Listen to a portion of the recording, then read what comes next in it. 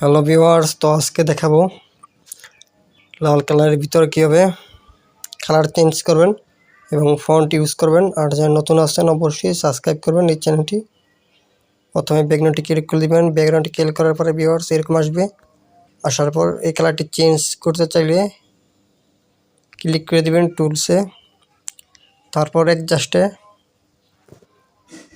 এখান থেকে সবগুলো টাইগার আমার যেটা প্রয়োজন হয় ওইটাইতে ক্লিক করে ইউজ করতে পারবেন। তো আমি আমার মন মতো কালার চয়েস করব।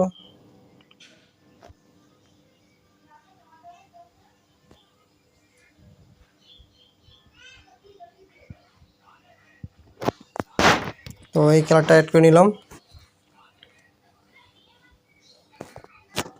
এখন এই কালারের উপর আমার নাম অ্যাড করব।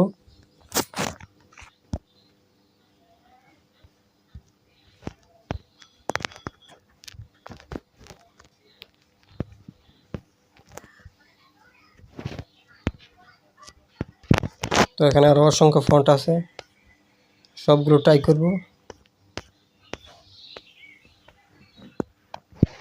তো যেটা সুন্দর হবে ওইটা ইউজ করব।